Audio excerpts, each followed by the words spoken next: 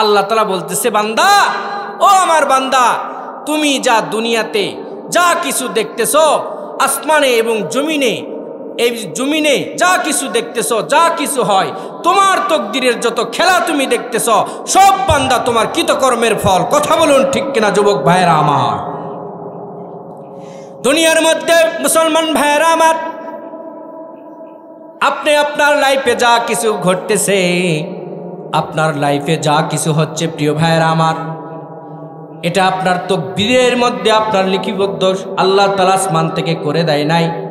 তকদিরের বন্টনটা তো আল্লাহ করেন, কিন্তু দুনিয়ার মধ্যে যা কিছু বান্দার চোখের সামনে হয়ে যায়, যা কিছু আসমানি বালা জমিনে বালা যত মুসিবত বান্দার সামনে উপস্থিত হন, আল্লাহ তাআলা ডাক দিয়ে বলেন, বান্দা, তুমি যদি তোমার আমলিয়াতের দিকে লক্ষ্য রাখো, তোমার নিজের দিকে লক্ষ্য রাখো, তুমি যদি তোমার সর্ব বিষয়ে যদি লক্ষ্য রাখো, যা কিছু তোমার ভালাই দেখবা, যা কিছু তুমি মুসিবত দেখবা, বান্দা সব কিছু তোমার কৃতকর্মের ফল তোমাকে ভোগ করতে হবে। কথা বলুন ঠিক কিনা? আজকে আমাদের সমাজ ব্যবস্থা যদি সুন্দর হতো, আমাদের মন মানসিকতা যদি সুন্দর হতো, আল্লাহ তাআলা সেই সমাজকে আসমান থেকে নিয়ন্ত্রণ করে বারাকা দান করতো। কথা বলুন ঠিক কিনা ভাইয়েরা আমার? আজকে আমরা যুবকরা এক সিস্টেমে চলি, বৃদ্ধরা এক সিস্টেমে চলি, আমরা যা কিছু আমাদের মন চায় সেভাবে করি, এই জন্য আসমান থেকে আমাদের ভালাই ফায়সালা আসে না। কথা বলুন ঠিক কিনা ভাইয়েরা? আমাদের মন মানসিকতা সুন্দর হতে হবে। আমরা রাজি আছি তো ইনশাল্লাহ? আপনি 5 ওয়াক্ত নামাজের কথা দাওয়াত দিলে আমি একদম সেই দিকে যাইতে চাই না, অথচ দিনে আল্লাহ তাআলা আপনাকে 5 বার স্মরণ করে, এটা কি আপনি জানেন? 5 বার মুয়াজ্জিনের মাধ্যম দিয়ে আল্লাহ তাআলা আপনাকে স্মরণ করেন। আল্লাহ তাআলা মুয়াজ্জিনের মাধ্যম দিয়ে আল্লাহ তাআলা আপনাকে ডাইরেক্ট আপনাকে কল দিয়ে জানাই দিল, বান্দা তুমি আমার দিকে আসো। আহ্বানের ডাক দিয়ে আল্লাহ তাআলা আপনাকে বারবার কল দিয়ে ডাইরেক্ট আপনাকে ডাকে। কিন্তু যখন আপনি আল্লাহর ডাকে সাড়া না দিয়া আল্লাহর পায়ে সেজদা মারলেন না, আল্লাহর দরবারে আপনার চোখের পানি ফেলেন না, আল্লাহ রাব্বুল আলামিন ডাক দিয়ে বলেন, বান্দা, দুনিয়ার একটা মানুষ, তোমার মহব্বতের মানুষ, তোমাকে একবার কল দিলে যদি না ধরতে পারো, দ্বিতীয়বার যখন তোমাকে কল করে তখন যদি তুমি না ধরতে পারো, তৃতীয়বার যদি তুমি জানতে পারো, সঙ্গে সঙ্গে ব্যক্তিটার কাছে আপনি কল ব্যাক করে বলেন, ও ভাই, আপনি কল দিয়েছিলেন, 2 বার আমার কাছে কল দিয়েছেন, আমি ধরতে পারি নাই, আই এম রিয়েলি সরি, আমি অতি দুঃখিত, আমি আপনার কলটা রিসিভ করতে পারি নাই।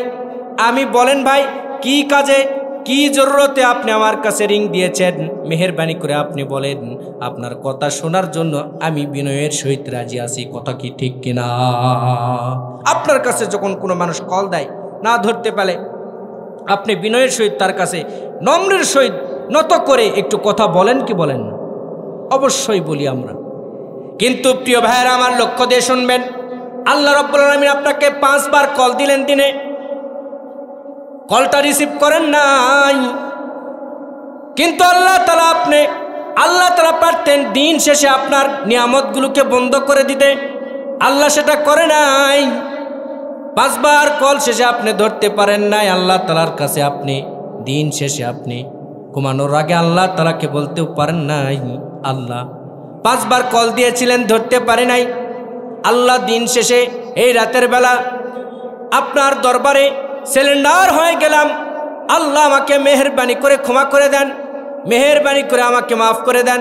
2 চোখের পানি ছেড়ে দিয়ে চোখের পানি একটু আল্লাহর দরবারে ইন্ডোজ করে আল্লাহকে বললেন, আল্লাহ, ওগো আল্লাহ, ওগো মালিক, সারাদিন আপনার নামের কোনো প্রশংসা করতে পারি নাই, আমার উপর যেগুলো ফরজ আহকাম ছিল কোনো পালন করতে পারি নাই। আল্লাহ দিন শেষে, রাত শেষে, আল্লাহ রাতের মধ্য রজনীতে আল্লাহ আপনার দরবারে, আল্লাহ আমি এতিম অসহায় আপনার দরবারে হাত তুলেছি, মেহেরবানি করে ক্ষমা করিয়া দেন। এইরকম ভাবে যদি বান্দা চোখের পানিটা ছেড়ে দিয়ে আল্লাহর দরবারে চোখের পানি ইন্ডোজ করতে পারে, আল্লাহর ওয়াদা, এই বান্দাকে আল্লাহ তাআলা এই চোখের পানিটা গড়তে গড়তে নাকের ডগায় আসার আগেই আল্লাহ রব্বুল আলামিন ফেরেশতাকে ডাক দে বলে, বান্দা সারা দিন যা পাপ করেছে, ও আমার ফেরেশতা, বান্দার সমুদয় পাপকে তুমি বিমোচন করে তাকে নিষ্পাপ বানায় দাও। চিল্লাই বলুন আমিন। সম্মানিত ভাইরা আমার, আপনাদেরকে বলতে চাই, এই জন্য আমাদেরকে একটু বেশি বেশি মাথা নত করতে হবে। প্রিয় ভাইরা আমার, আমাদের সমাজ ব্যবস্থা সুন্দর করতে হবে, আমাদের ইবাদতের কারুকালামগুলো সুন্দরভাবে সাজায় নিতে হবে, আমাদের যত কার্যক্রম রয়েছে সামাজিক সেগুলোকে একটু ডেভেলপ করতে হবে, আমাদের যেগুলো সমাজের যেগুলো আমরা ইবাদতের প্ল্যাটফর্ম রয়েছে সেটাকে একটু মডিফাই করতে হবে, করতে হবে। আমাদের এগুলো কাজ আমাদেরকে করলে দেখবেন সমাজের ভালাই কাজে আমাদের সমাজ নিয়োজিত রয়েছে। আর আসমান থেকে আল্লাহ তাআলা যেই সমাজ ব্যবস্থা সুন্দর, কোরআনী ব্যবস্থা দিয়ে যেই সমাজ সংগঠিত হয়, আল্লাহ তাআলা আসমান থেকে সেই সমাজে বারাকা দান করে। সকল আল্লাহুম্মা আমিন। প্রিয় ভাইয়েরা আমার, আমরা এগুলো করার জন্য রাজি আছি তো ইনশাআল্লাহ? আমরা এগুলো সমাজ ব্যবস্থা সুন্দর করার জন্য রাজি আছি তো ইনশাআল্লাহ? এই সমাজে এত সুন্দর একটা আয়োজন, মা বোনদেরকে বলবো সারা জীবন মেহমানদারি করেছেন, ঈদ গেল, রমজান গেল, অনেক মেহমানদারি করেছেন। আজকে আপনার মহল্লায় মাহফিল, মেহেরবানি করে আপনারা মাহফিলে কিছু কোরআনের নসিহা শোনার জন্য আসেন। দেখবেন এই ময়দান থেকে এত কিছু গুরুত্বপূর্ণ কথা আপনি কানেক্ট করতে পারবেন, যেগুলোর কথা মানলে আপনার লাইফটা পরিবর্তন হতে দেরি হবে না। কথা বলুন ঠিক কিনা ভাইয়ারা আমার? কিন্তু আমরা এগুলোর কথা মানতে রাজি নয়। যুবক শুধু ভয়ে ভয়ে দূরে দূরে থাকে। যারা এখনো দাঁড়ায় আছে তাদেরকে মেহেরবানি করে বসে দেন, মেহেরবানি করে বসে দেন। যুবকরা মোবাইলে যে পরিমাণ সময় দেয়, একটা যুবক যদি আল্লাহর ইবাদতে এই পরিমাণ সময় দিত, এই যুবকের এই আর্তনাদের কারণে, এই নত হওয়ার কারণে আল্লাহ তাআলা সেই সমাজে, সেই পরিবারে এত বরকত দান করত। এর উসিলায় আল্লাহ তাআলা আরো 10টা যুবককে হেদায়েত দিয়ে দিত। কথা বলুন ঠিক কিনা ভাইরা আমার? কিন্তু আমাদের যুবক নষ্ট হয়ে গিয়েছে। ইহুদি নাসারা একটা পানির ট্যাঙ্কি দেখেন না, সাপ্লাইয়ের ট্যাঙ্কি 1000 লিটার 500 লিটার, সেখানে পানি থাকে জমা, সেখান থেকে পাইপ দিয়ে কিন্তু বিভিন্ন পয়েন্টে কিন্তু পানিটা সেল করা হয়। দেখেছেন আপনারা? আপনারা কি দেখেছেন?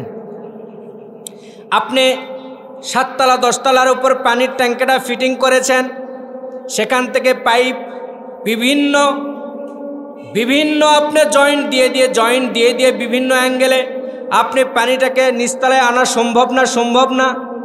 সম্ভব। ঠিক এই যে ইসরায়েল ইহুদিরা এমনভাবে তাদের এই গুনার কর্মকাণ্ডগুলো এমনভাবে তাদের দেশে, তাদের স্থানে বসে থেকে এমনভাবে ইসলামিক কান্ট্রিগুলোতে এমনভাবে পানির ট্যাঙ্কির মতো বিভিন্ন কানেক্ট করে, বিভিন্ন নেটওয়ার্কের মাধ্যমে, ওয়াইফাইয়ের মাধ্যমে, বিভিন্ন তথ্য প্রযুক্তির মাধ্যমে এমনভাবে ইসলামী রাষ্ট্রগুলোতে আমাদের মুসলমানদের সন্তানদের, যুবকদের ঈমান নষ্ট করার জন্য, ঈমান হরণ করার জন্য এমনভাবে সাপ্লাই দিচ্ছে যাতে করে আমাদের যুব সমাজ নষ্ট হচ্ছে। কথা বলুন ঠিক কিনা যুবক ভাইয়েরা আমার? এই জন্য প্রিয় ভাইয়েরা আমার, এগুলো আমাদের যুব সমাজ যেন নষ্ট না হয়, এটার প্রতি আমরা খেয়াল রাখবো তো ইনশাল্লাহ? আমরা রাখবো তো ইনশাল্লাহ? প্রিয় ভাইয়েরা আমার, এই জন্য আমাদেরকে সর্বোপরি আমাদেরকে মুসলমান হইতে হবে। আর মুসলমান হইতে গেলে আমাদের বিশ্বনবীর উম্মত যদি আমরা হয়ে থাকি, বিশ্বনবীর উম্মতের আমাদেরকে সব সময় পুরা জীবনীটা আমাদেরকে ফলো করতে হবে।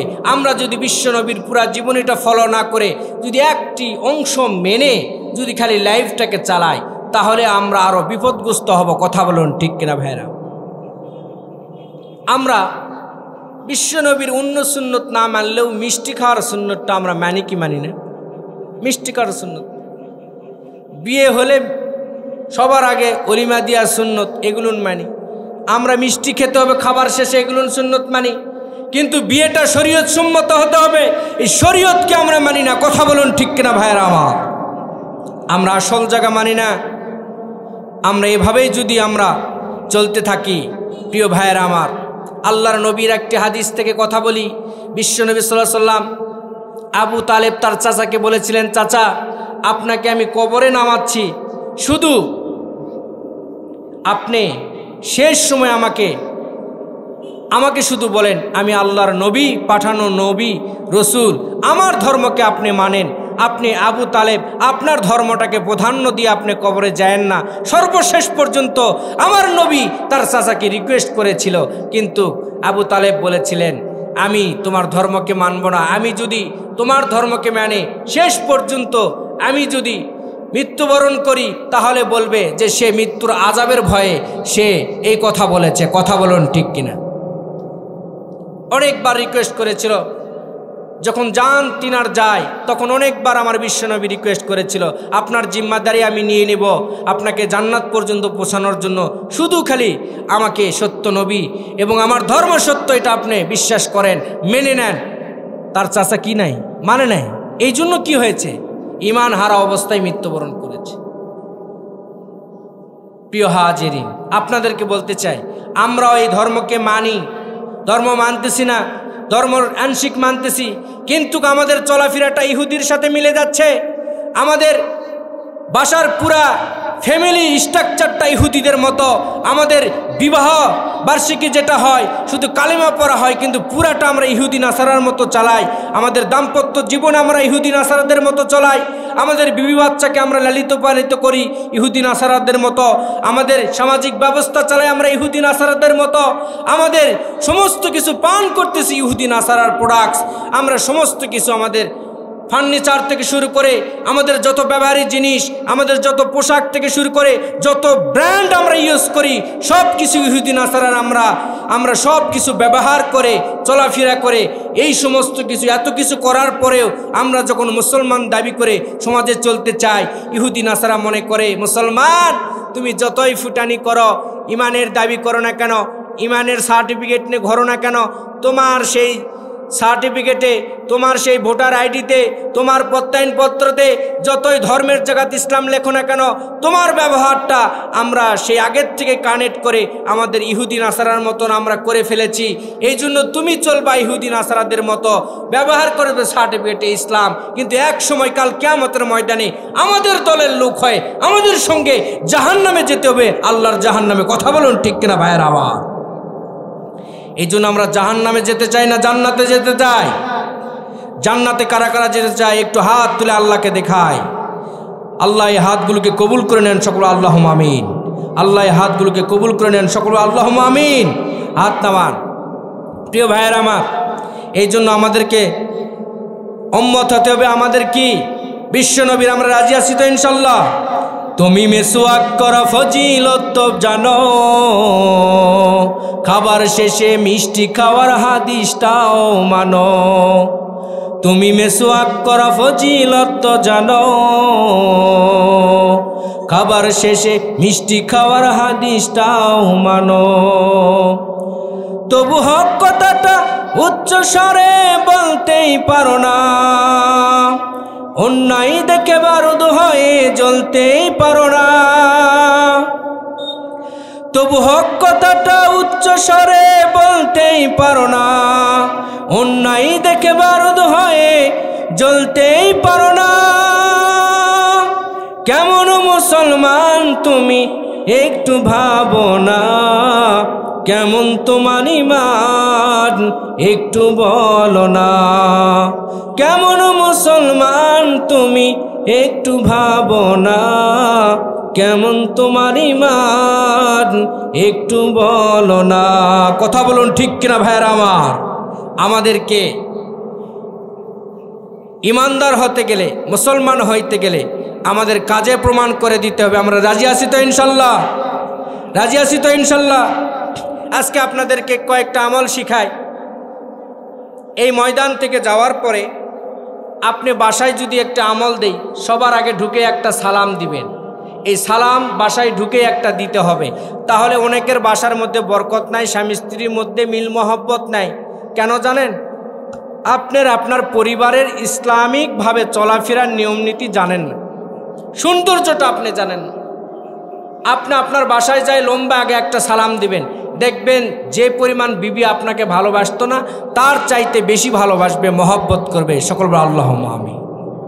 প্রিয় ভাইয়েরা আমার, আমরা যদি এখন এই আমলটা হুজুরের কথা শুনে যায় বাসায় সালাম দেই, বউ মনে করবে যে আজকের কি হলো রে, এ তো জীবনে সালাম দেয় না, বিয়ার পর থেকে নিয়ে এত লংজিভিটি, বিয়ার বয়স, এতদিন সংসার করলাম, কোনো দিন তো মকলেসের বাপ আমাকে সালাম দেয় না, আজকে বাসাতে আসে ঢুকেই সালাম দিল, না জানি কোনো বাংলা টাংলা বিভিন্ন কোনো উল্টাপাল্টা কিছু খায় আসছে নাকি। কথা বলুন ঠিক কিনা? কেন বলবে জানেন? কারণ এগুলো আমল আপনার পরিবারে নেই, এই জন্য বিবি হতভম্ব হবে। কি হবে? হতভম্ব হবে। কারণ যেই পরিবারে স্বামী স্ত্রীর মধ্যে ইসলাম নেই, যেই পরিবারে স্বামী স্ত্রীর মধ্যে দিন নেই, সেখানে শয়তান তৃতীয় পক্ষ এসে আপনার সংসারে ইসলামকে সেই পরিবার থেকে অনেক দূরে ঠেলে দিবে। কথা বলুন ঠিক কিনা ভাইয়েরা আমার? এই জন্য যুবক ভাইয়েরা আমার, আমাদেরকে ইসলাম বুঝতে হবে, আমাদেরকে ইসলাম সদরে মেনে নিতে হবে। ইসলাম যদি কেউ হৃদয়ে লালন করে, ইসলামটা আপনাকে এত সুন্দর একটা রূপরেখা দান করবে, ইসলামটা এত সৌন্দর্য আপনাকে একটা দান করবে। এই ইসলামের নূর আলো দিয়া আল্লাহ রাব্বুল আলামিন আপনাকে সামাজিক ব্যবস্থা কেন এত সুন্দর একটা রিল্যাক্স মোড দিবে। আল্লাহ রাব্বুল আলামিন দুনিয়ার যত জিম্মাদারি কাজ আপনার রয়েছে সব কাজগুলোকে আপনাকে সহজ করে দিবে। আপনার ব্যবসার মধ্যে ইসলাম মেনে যখন ব্যবসার মধ্যে প্রবেশ করবেন, ব্যবসার মধ্যে আল্লাহ বারাকা দান করবে। আপনি যখন ইসলাম মেনে যখন আপনি একটা জব করবেন, ইসলাম মানার কারণে জবের মধ্যে আল্লাহ বারাকা দান করবে। আবার ইসলাম মেনে যখন আপনি কৃষি কাজের মধ্যে ইনভলভ হবেন, কৃষি কাজের মধ্যে আল্লাহ তাআলা বরকত বাড়ায় দিতে পারে কি পারে না? কথা বলবেন, পারে কি পারে না?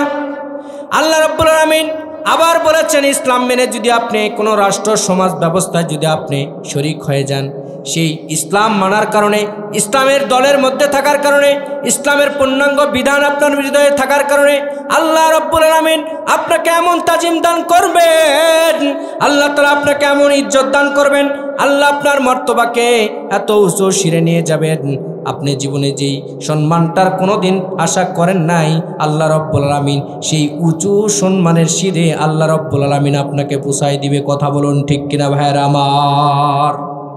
এই জন্য দেখবেন যারা আলেম ওলামা রয়েছে, এদের বয়স যত কমে যায়, বেড়ে যায়, এত বার্ধক্যে উপনীত হয়, আল্লাহ রাব্বুল আলামিন এদের ইজ্জতকে আরো বাড়ায় দেয়। কথা বলুন ঠিক কিনা ভাইয়েরা আমার? আর বাহ্যিক পৃথিবীর সম্মানে আপনাকে অ্যাড করেন, এটার সাথে আপনি অ্যাক্টিভ করে দেখেন, মিলায়ে দেখেন, যত যে রিটায়ারমেন্ট হয়, বার্ধক্যে পুষে যায়, বাড়ির একটা বুড়া, এই বুড়ার কথা সন্তান, যেই সন্তান এত ভালোবাসতো তাই সহ্য করতে পারে না, এই সন্তানের বউ সহ্য করতে পারে না, এমনকি 80 বছর সংসার করছে যেই বউ, তাই বলায় তুমি এই বুড়া হয়ে যার কোনো একটু কথা বেশি বলেন। কথা বলুন ঠিক কিনা ভাইয়েরা আমার? প্রিয় ভাইয়েরা আমার, জাগতিক যখন সম্মান আপনি তালাশ করবেন, আল্লাহ রাব্বুল আলামিন আপনার ইজ্জত সম্মানকে আপনাকে নিচু লেভেলে পৌঁছাই দিবে।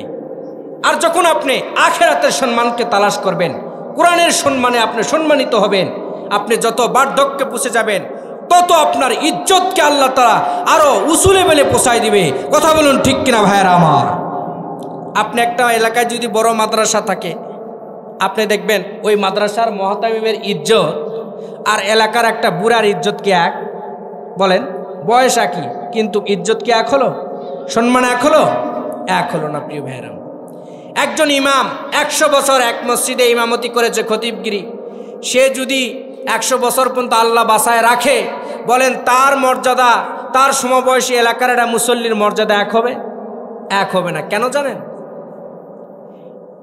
এই আলেম, এই হাফেজ, এই কোরআনের দায়ী, এই ইসলামকে সম্মানকারী, এই দ্বীনের দায়ী, সে যে তার হায়াতের পুরা জিন্দেগিটাকে আল্লাহর এই কোরআনকে যে তাজিম করেছে, সম্মান করেছে, হৃদয়ে লালন করেছে, মেনেছে, আল্লাহর বিধানগুলোকে মেনেছে, এই জন্য মানার কারণে আল্লাহ রাব্বুল আলামিন তার শেষ অন্তিম অবস্থা পর্যন্ত, পৃথিবীর শেষ নিঃশ্বাস ত্যাগ করার আগ পর্যন্ত তার ইজ্জতের জিম্মাদারি আমার আল্লাহ পাক নিয়ে নিবে। কথা বলুন ঠিক কিনা ভাইয়েরা আমার? এটাকে আপনার বিশ্বাস করতে হবে। পৃথিবীতে সম্মান ইজ্জতের মালিককে কে বলেন? জবানে কথা বলেন, কে কথা বলবেন? কে? মা বোনেরাও শুনে যান। মা বোনেরা একটা কথা শুনেন, আপনারা তো ওয়াজ নসিহতে আসে, মা বোনেরা ওয়াজ শুনতে আসে না, এখন আড্ডা মারতে আসে। আমি বেসিক্যালি কোনো ময়দানে কথা বলতে গেলে, ওয়াজ করতে গেলে আমি কথাটা বলি, কারণ হচ্ছে আমাদের মা বোনেরা বেশিরভাগ ওয়াজ শুনতে আসে না, শুধু বহুদিন থেকে এলাকায় চক্কর দিতে পারে নাই, ঘোরাঘুরি করতে পারে নাই। এক ওয়াজ মাহফিলের আয়োজন বাৎসরিকভাবে 1 বছর পর এলাকাবাসী করেছে। ওয়াজের এই স্যাটেলাইটে আসে তো একটা টিভি চলতেইছে, আর একটা বান্ধবী ছোটোবেলাতে স্কুলে একসঙ্গে পড়েছিল, সে একসাথে তার বহুদিন পরে আবার দেখা হয়ে গেছে। এই মা বোনেরা সেই প্যান্ডেলে বসে, ও জরিনা বু, তোর আবার কয়দিন আগেই দেখলাম বু, তোর আবার সোল হয়েছে, যাওয়ার সময় তোর সোলের আবার সোল হয়েছে। এই যে গল্প শুরু করলো, এই গল্প ওই গল্প, বেডিসেলের তো রেডিও শুরু হলে থামে না, এই সেন্টার তো অন্য সেন্টার। এই গল্প করে ওয়াজ শোনায় শেষ, যাওয়ার সময় সারা ঘাটা ধুলা উড়াবে আর করবে হয় ফাটাফাটি বক্তা আনিছিল রে, আর না হয় কি ওয়াজ করলো বক্তা ভালো লাগলো না। এরকম আমাদের সমাজের মা বোনের আশরা নাই, আশরা নাই, কথা বলবেন। আমাদের সমাজকে ডেভেলপ করতে গেলে আমাদের মা বোনদেরকে ইসলামিক জ্ঞান দিতে হবে। ইসলামিক এই কথাগুলো অনুযায়ী বাসায় আপনার বিবির কাছে তালিম করবেন, তাদেরকে যে পয়েন্টগুলো নিয়ে কথা হবে এই পয়েন্টগুলোতে তাদেরকে চালাবেন। দেখবেন ওই বিবি আস্তে আস্তে এই কথাগুলো শোনার পরে তার হৃদয়ে একটা আল্লাহর ভয় চলে আসবে, তার হৃদয়ে একটা আল্লাহর ভয় ভীতি কাজ করবে। এভাবে দেখবেন আপনাদের সমাজ সুন্দর হবে, আপনাদের সমাজ ব্যবস্থা সুন্দর হবে। কথা বলুন ঠিক কিনা? এই যে দেখেন আপনাদের এই যে মহল্লায় এত সুন্দর একটি মাদ্রাসা আছে, এই মাদ্রাসা শুধু খালি করলেই হবে না, মসজিদ করলেও হবে না, আমাদের হৃদয়ের মন মানসিকতাটাও সুন্দর হতে হবে। কথা বলুন ঠিক কিনা? যদি বাচ্চাকে পড়াচ্ছেন, তার মা নামাজ না পড়ে, বাচ্চাকে হেফজখানা পড়াচ্ছেন, মক্তবে পড়াচ্ছেন, কিন্তু বাবা নামাজ পড়েন না, মা নামাজ পড়েন না, কিন্তু সন্তানকে আপনি মক্তবে ঠিকই পাঠান, হেফজখানায় ঠিকই পাঠান, দেখবেন এই ছোট বাচ্চা স্কুলে যাবে, স্কুল থেকে আসার পরে রিমোট খুঁজবে যে টিভির রিমোট কই, আর ইন্টারনেট কোন জায়গা দিয়ে ডাটা চালু করে ইন্টারনেট চালু করতে হয়। কথা বলুন ঠিক কিনা ভাইরা আমার?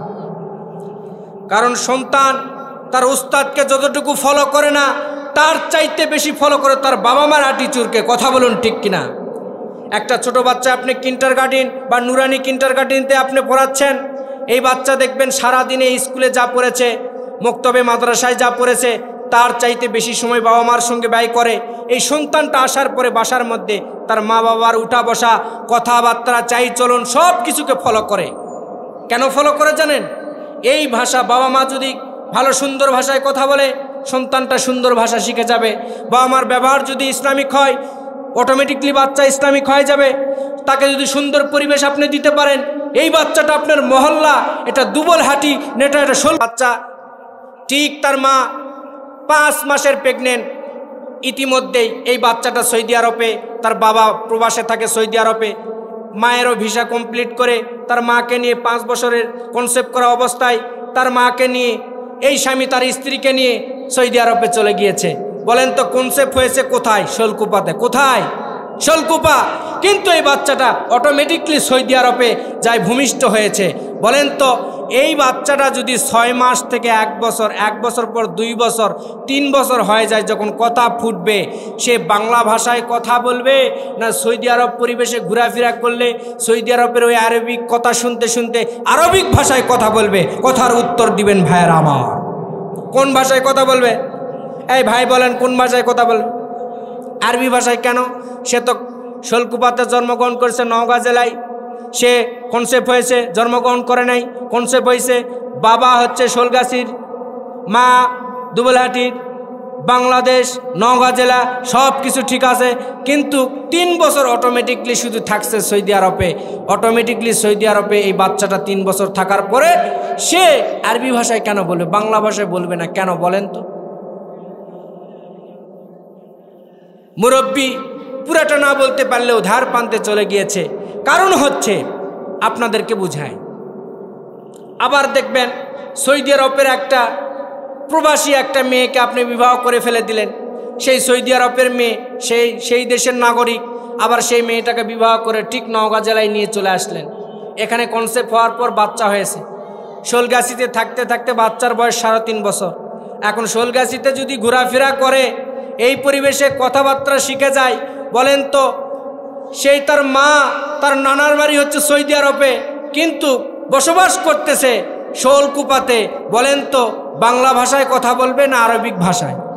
কোন ভাষায় কথা বলবেন? কোন ভাষায়? কারণ হচ্ছে এই বাচ্চাটা ছোট থেকে যখন যেই পরিবেশে বড় হবে, এই পরিবেশের অ্যাটিটিউড পুরাটা কথাবার্তা, তার বাবা কেমনভাবে কথা বলতেছে, মা কেমন অ্যাঙ্গেলে কথা বলতেছে, মা নামাজ পড়ে কিনা, মা কোরআন তেলাওয়াত করে কিনা, মা বাবার সাথে ঝগড়া করে কিনা, মা বাবার সাথে বাঞ্ছনীয় ভাষায় কথা বলে কিনা, এই সমস্ত প্রত্যেকটি জিনিস কিন্তু আপনি খেয়াল না করলেও আপনার মাসুম বাচ্চা খেয়াল করে। কারণ মাসুম বাচ্চার হৃদয়টা হয় কোমলমতি হৃদয়, অনেক নরম একটা হৃদয়ের অধিকারী এই মাসুম কোমলমতি বাচ্চা। এই বাচ্চারা যেই পরিবেশে বড় হয়, সেই পরিবেশকে ফলো করে, সেই পরিবেশের সমস্ত গুণাগুণকে ফলো করে, সেই পরিবেশের কথাবার্তাকে ফলো করে, পরিবেশের সমস্ত ভাষাকে ফলো করে, পরিবেশের আবহাওয়া, পরিবেশের পুরো আবহাওয়াকে বাচ্চাটা ফলো করতে করতে অটোমেটিকলি সেই ভাষায় সে ভাষী হয়ে যায়। কথা বলুন ঠিক কিনা? এই জন্য প্রিয় ভাইয়েরা, আমাদের সমাজ দূষিত সমাজে সন্তান মানুষ করে আপনি বলবেন হুজুর আমার সন্তানের জন্য একটু দোয়া চাই। কেন? যে আমার সন্তানটা এত বেয়াদব হয়েছে, বাবা মাকে অকথ্য ভাষায় গালিগালাজ করে, বাবা মার কোনো কথাও শুনতে চায় না। দাদা আসে 50 টাকা হুজুরের জুমার দিন হাতের ভিতর ঢুকে দিয়ে বলে, হুজুর আপনি আনা দয়া করে আমার লাতির জন্য আনা দোয়া করেন। লাতি এত বেদবের বেদব, শুধু খালি ঘোরাফেরা, শুধু আউল ফাউল লুফার বাচ্চার মতন, লুফার ছেলেপেলের মতন ঘোরাফেরা। মেহেরবানি করে দোয়া করেন হুজুর, আমি শুনেছি আপনার দোয়া কাজে লাগে, আপনার মেহেরবানি করে আমার লাতির জন্য দোয়া করেন, সে যেন নামাজি হয়ে যায়। সে যেন কি হয়ে যায়? নামাজি। বলেন তো এই হুজুর তো দোয়া দূরের কথা, মক্কার কাবা শরীফের ইমাম যদি দোয়া করে, ইমাম কাবা শরীফ তো দূরের কথা, জিব্রাইলও যদি এই সন্তানের জন্য দোয়া করে, দোয়া কি কাজে লাগবে?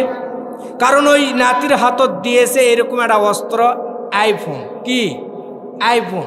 আর একটা মোটর সাইকেল দিয়ে বলছে সব কিছু যা কিছু করবি আমাকে বলে করবি। ওই আসল কথা যেটা করে সেটাই বলে না, ফেক কথা আসে বলে। কথা বলুন ঠিক কিনা ভাইয়ের আমার? আপনি আপনার লাতিকে, আপনার সন্তানকে গুনার সকল রাস্তাগুলোকে আপনি ওপেন করে দিয়ে আপনি এই মহল্লার ইমামদের যদি দোয়া নিয়ে বা প্যান্ডেলের মধ্যে যদি কোনো আল্লাহওয়ালা থেকে দোয়া নিয়ে যদি পরিবারের সমাধান ঘটাইতে চান, প্রিয় ভাইয়েরা আমার, আল্লাহ রব্বুল আমিন বলছে হবে না, হবে না। সবার আগে আপনাকে ইসলাম বুঝতে হবে, আপনার সন্তানদেরকে ইসলামের গণ্ডির মধ্যে প্রবেশ করাইতে হবে, আপনার বিবি বাচ্চাকে ইসলামের গণ্ডির মধ্যে প্রবেশ করাইতে হবে, আপনাকে ইসলামের হুদুদের মধ্যে প্রবেশ করতে হবে, আপনার বিবি বাচ্চাকে ইসলামের হুদুদের মধ্যে প্রবেশ করতে হবে, সন্তানগুলোকে ইসলামের ছোট থেকে তাগিদ দিতে হবে, ইসলামিক পরিবেশ দান করতে হবে। তাহলে দেখবেন এই সন্তানটা যদি ছোট থেকে ইসলামিক মুভমেন্টের হয়, কসম করে বলি আপনাদেরকে আমি স্বর্ণের কলম নিয়ে আসলে লিপিবদ্ধ করে দিতে পারি। ছোট বাচ্চাকে যদি আপনি ছোট থেকে যদি আপনি ইসলামিক পরিবার দান করতে পারেন, সুন্দর একটা সমাজ দান করতে পারেন, সুন্দর একটা পরিবেশ দান করে তাকে যদি লালিত পালিত করতে পারেন, আপনার সন্তানটা কখনো নাস্তিক হবে না, আপনার সন্তানটা কখনো পাড়া মহল্লায় ইসলামিক সেই নামের মুসলিম সেই সার্টিফিকেট নিয়ে নাস্তিকের মতন কাজ করতে পারবে না, আপনার সন্তানটা বেঈমান হবে না, আপনার সন্তানটা সমাজের মধ্যে নিকৃষ্ট সন্তান হবে না, আপনার সন্তানটা এমন সন্তান হবে, আপনার সন্তান হবে সেই দেলোয়ার সাইদির মতন সম্মানিত সন্তান। কথা বলুন ঠিক কিনা? আরে দেলোয়ার সাইদির মা তো আমাদের মাদের মতোই মা। কথা বলুন ঠিক কিনা? ডক্টর মিজানুর রহমান আজহারির মা আপনি আমাদের মায়েদের মতোই মা। শায়েখ আহমদুল্লাহর মা আপনি আমাদের মায়ের মতোই মা। কিন্তু তাদের মায়েরা যেভাবে ইসলামকে মেনেছে, ইসলামের হুদুদটা বুঝেছে, তাদের বাচ্চাদেরকে যেই পোষণে লালিত পালিত করেছে, তাদেরকে ইসলাম বুঝায় ইসলামিক একাডেমিতে যেভাবে তাদেরকে অ্যাক্টিভ করে তাদেরকে মানুষ করেছে, আজকালকার আমাদের গ্রাম বাংলার মা কেন সাধারণ থেকে সাধারণ জীর্ণ শীর্ণ পরিবারে বসবাস করেও যদি সেগুলো যদি ইসলামিক কালচারকে যদি আমরা ফলো করে আমাদের সন্তানকে লালিত পালিত করতে পারি, তাহলে আমাদের সন্তানগুলো হবে আগামীর প্রজন্মের আরেকটা মিজানুর রহমান আজহারি। কথা বলুন ঠিক কিনা যুবক ভাইয়েরা আমার? আমাদের সন্তানের মধ্যে থেকেও হবে আগামী দিনের আরেকটা ভবিষ্যৎ প্রজন্মের দেলোয়ার সাইদি। কথা বলুন ঠিক কিনা ভাইয়েরা আমার?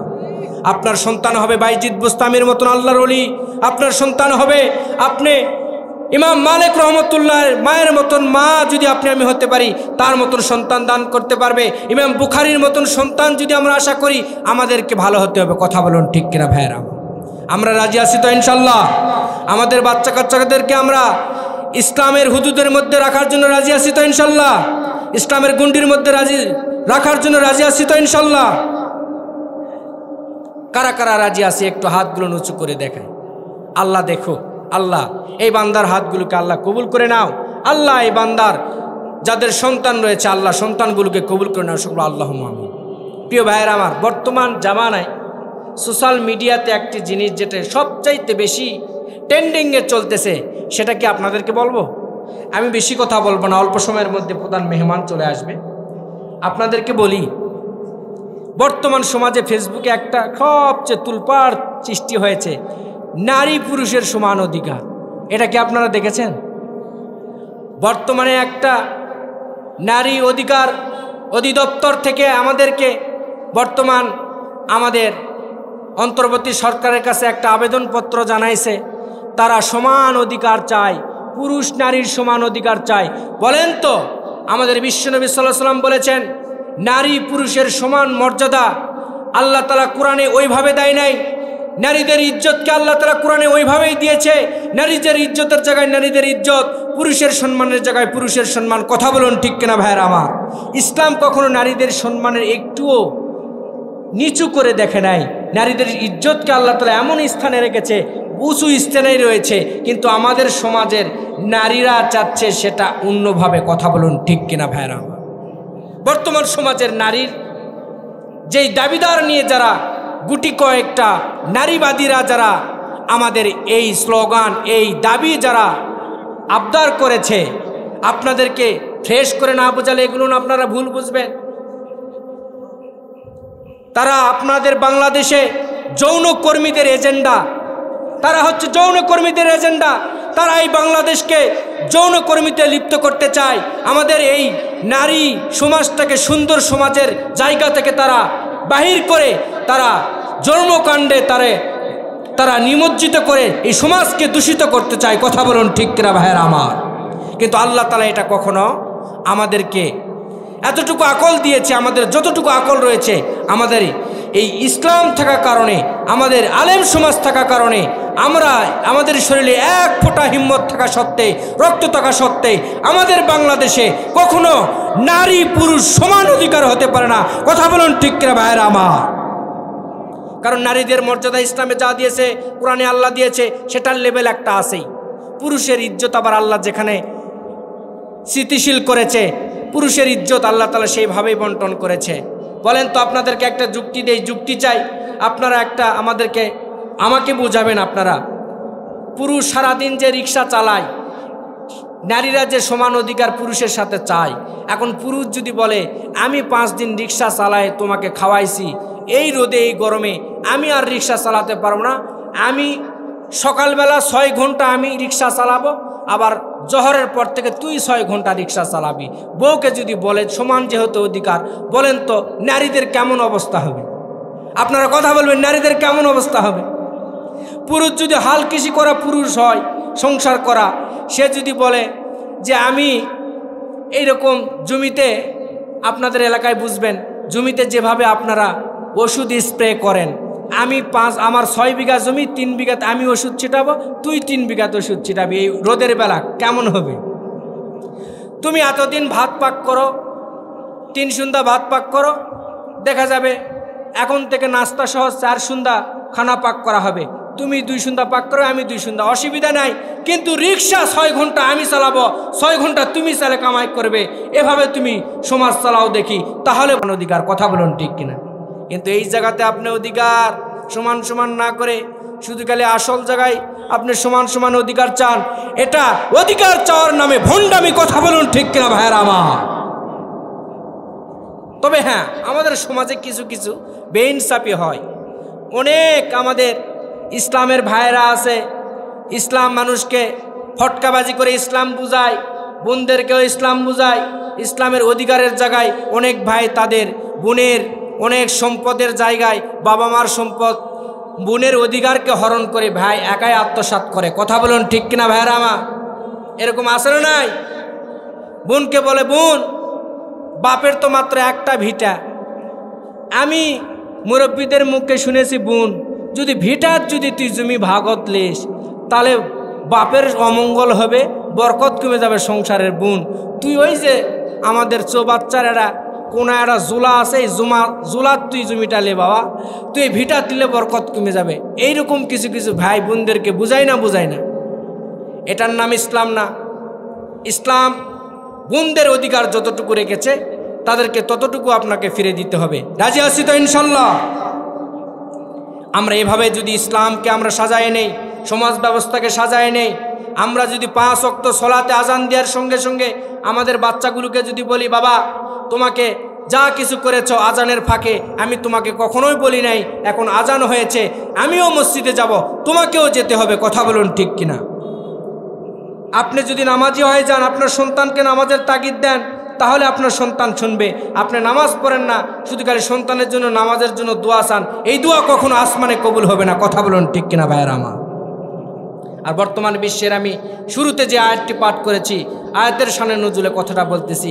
বর্তমান বিশ্বের মুসলমানদের যে অবস্থা, যে অবনতি, যেই বর্তমানে আমাদের যে সমাজ ব্যবস্থার যেই অবস্থা, আজকে আপনি ভাবেন না ফিলিস্তিনের মুসলমানরা নির্যাতিত হচ্ছে, প্রাণ যাচ্ছে মুসলিমদের সন্তানদের, তারা তাদের প্রাণ নিমিষের মধ্যে চলে যাচ্ছে। আপনি ভাবেন না বাংলাদেশে এই নওগাঁ জেলায় বসবাস করে আমরা মুসলমান হিসেবে আমাদের কোনো সমস্যা তো হয়নি, আমরা ভালো আছি, এটা কখনো ভাবেন না। কারণ আটলান্টিক মহাসাগরে দেখবেন, সেই প্রশান্ত মহাসাগরে দেখবেন, যখন ভূমিকম্প শুরু হয়, ওই জায়গায় ভূমিকম্প হওয়ার সঙ্গে সঙ্গে পৃথিবীর বিভিন্ন আবহাওয়াবিদরা, যারা আবহাওয়া খবর যারা নিয়ন্ত্রণ করে, তারা কিন্তু অটোমেটিকলি বলেই দেয় যে বাংলাদেশের কোন কোন এলাকাতে এই ভূমিকম্প মহাসাগরে সংঘটিত হওয়ার কারণে পৃথিবীর বিভিন্ন জায়গাতে এটার আবহাওয়াটা এককভাবে বিশেষভাবে ভয়াবহতাটা ছড়ে গিয়ে আপনাদের এই ধুমকা হাওয়া, বিভিন্ন হাওয়া ঝড়ের বেগে, বিভিন্ন গতিবেগে আসতে পারে। এটার আবহাওয়া আমরা পাই কি পাই না? আপনি মুসলমান সতর্ক থাকতে হবে। আজকে ইসরায়েলে মুসলমানদের সন্তানদের জীবন যাচ্ছে।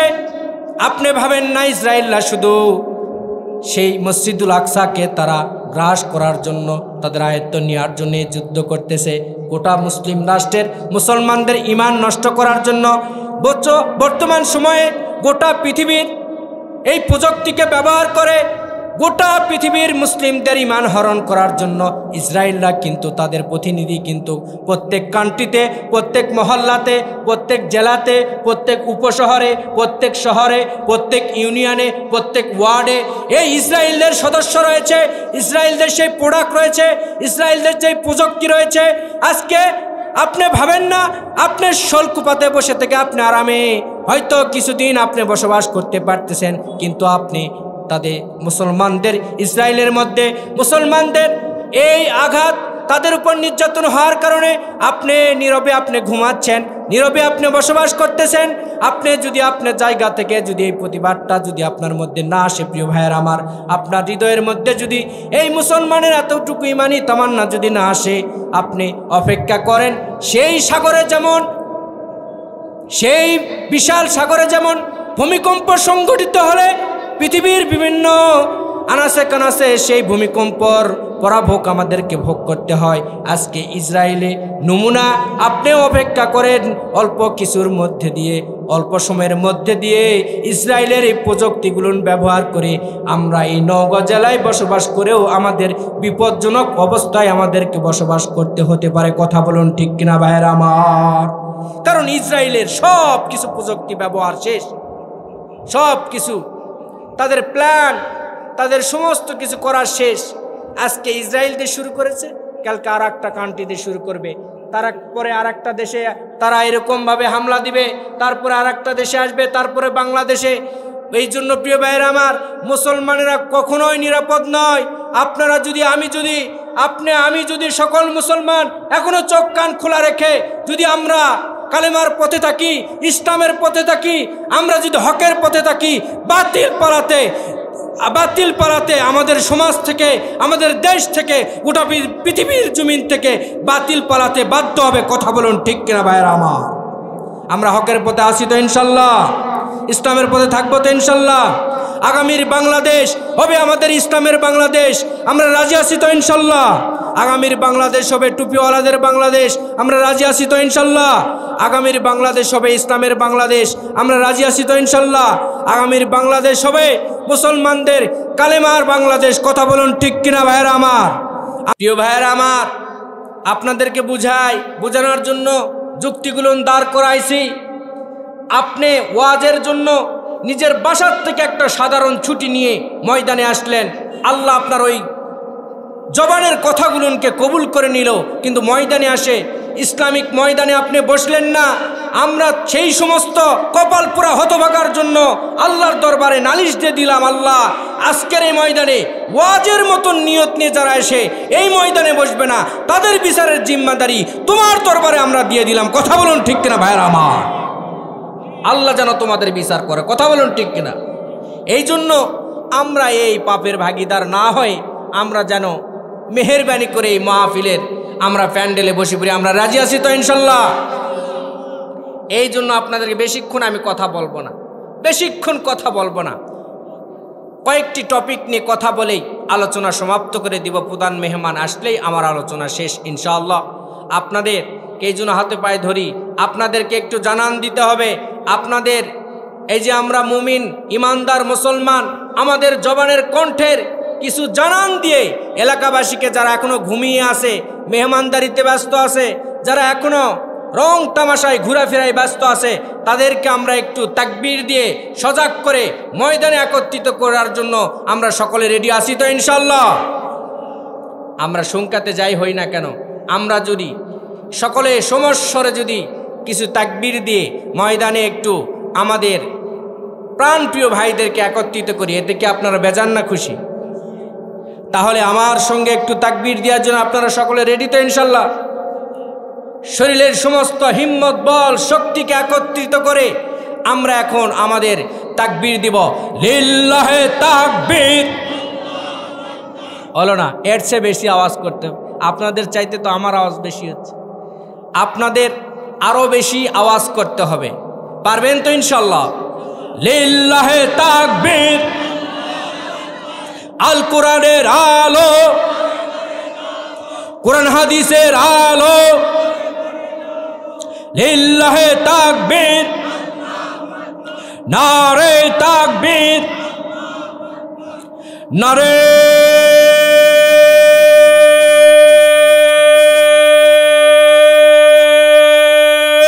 তাকবীর। অটোমেটিকলি শয়তান যাদের কাছে ভর করেছিল বা শয়তান যেই চিপাই চাপাই ছিল, অটোমেটিকলি শয়তান নেই। কথা বলুন ঠিক কিনা ভাইরা আমার? খুব আফসোসের বিষয় যে আপনাদের এলাকাতে ফার্স্ট টাইম এসে এই প্যান্ডেলের গতি দেখে মন খারাপ। এলাকার বাড়ি ঘর মানুষজনের চেহারা সব সুন্দর, শুধু ইসলামিক জায়গায় আসে আমরা ডাউন। কথা বলুন ঠিক কিনা? এইভাবে যদি চলি মুসলমান ভালোভাবে চলতে পারবে না। প্রিয় ভাইয়েরা আমার, আপনাদেরকে বলি, মুসলমান শুধু খালি নামের মুসলমান হলে কাম হবে না। মুসলমানের সব কিছুতে মুসলমানের একটা পাওয়ার থাকতে হবে, মুসলমানের একটা হিম্মত থাকতে হবে, মুসলিমদের একটা জোশ থাকতে হবে, মুসলিমদের একটা ঈমানি জোশ থাকবে। এই মুসলমানের সামনে নাস্তিক মাথা খাড়া করে উঁচু করে কথা বলতে পারবে না। কথা বলুন ঠিক কিনা ভাইয়েরা? আবার আপনি যদি হুজুর হইতে হবে না, আলেম হইতে হবে না, ইমাম সাহেবও হইতে হবে না, কিছু না হলে ইমানি জিম্মাদারিটা যদি সঠিকভাবে পালন করতে পারেন, দুনিয়ায় নাস্তিক আপনার চোখের সামনে মাথা নত করে গুটি গুটি পায়ে পিলপিল পায়ে আপনার মাথার নিচে, আপনার চোখের নিচে আপনার সে মাথা নিচু করে হেঁটে হেঁটে চলে যাবে। কথা বলুন ঠিক কিনা ভাইয়েরা? আবার আজকে মুসলমানদের একতা না থাকার কারণে, মুসলমানদের সেই ইমানি জোশ না থাকার কারণে, হক কথা না বলার কারণে বাতিলরা আমাদেরকে ঘাড় মটকায় আমাদের উপর কথা বলে। কথা বলুন ঠিক কিনা ভাইয়েরা? আমার আপনারা ঠিক বললেও ঠিক, না বললেও ঠিক, আপনাদের স্পিরিট এতটা ডাউন, মনে হচ্ছে আমাকে একাই কথা বলতে হবে। কথা বলুন ঠিক কিনা? প্রিয় ভাইয়েরা আমার, আমাদের সমাজে শুধু খালি আমরা সুন্নত কয়েকটা মানি, এই সুন্নতকে হাইলাইট করে আমাদের জীবনকে এমনভাবে আমরা সমাজে আমরা উত্তোলন করি, এই জীবন উত্তোলন করেই ভেবেছি আমাদের সমাজ, আমাদের জিম্মাদারি পালন হয়ে গেছে মুসলমানিত্ব। নো, এগুলো ভাববেন না প্রিয় ভাইয়েরা আমার। আপনি বছরে 2টা ঈদ পালন করেন, রমজান আসলে আর শবে বরাত আসলে সব চাইতে আপনি বিশাল এক মুসল্লি, এটা মনে করে যখন আপনি নিজেকে ধন্য মনে করে যখন আপনি দুনিয়ার জিম্মাদারি পালন করতেছেন, এভাবেই তো আমাদের সমাজে মুসলমানের বিভিন্ন সম্মান ইজ্জতকে অবক্ষয় করতেছেন। কথা বলুন ঠিক কিনা ভাইয়েরা? এই জন্য আমরা সকলে, আমরা যদিও আমরা নামাজ কালাম হুজুরদের লেবাসে নাও চলতে পারি, কিন্তু আমাদের সবচেয়ে বড় একটি সার্টিফিকেট রয়েছে, সেটা হচ্ছে আমরা কি মুসলিম। কথা বলুন ঠিক কিনা? আমাদের ধর্ম কি? ইসলাম। আমরা সেই মুসলমানের ঘরের সন্তান, আমাদের কিছু না হলে ইমানি বল থাকবে। কথা বলুন ঠিক কিনা? বর্তমান বিশ্বের মধ্যে যত ইহুদি নাসারা কাফের মুশরিক নাস্তিক যারা রয়েছে, আজকে মুসলমানদের ঘাড় মটকায় খাওয়ার জন্য তারা হা করে রয়েছে। কিন্তু সারা পৃথিবীর মুসলমান যদি সমস্বরে একত্রিত হয়ে, যদি আমাদের বাংলাদেশ কেন সারা পৃথিবীর মুসলিমরা যদি ইমানি বলে বলিয়ান হয়ে যদি মুসলমানরা একটা তাকবীর দিত, এক তাকবীরে মুসলমানের এই কালেমার পতাকা, এই বাংলাদেশ কেন গোটা পৃথিবীর আসমানে এই আকাশের মধ্যে ইমানদারের এই পতাকার কালেমার পতাকাটা পতপত করে উঠত। কথা বলুন ঠিক কিনা যুবক ভাইরা আমার? এই জন্য আমরা বিশ্বনবীর সুন্নতকে ফলো করব তো ইনশাল্লাহ। আপনাদের মাঝে একটা কোরআনের আয়াত পাঠ করেছি।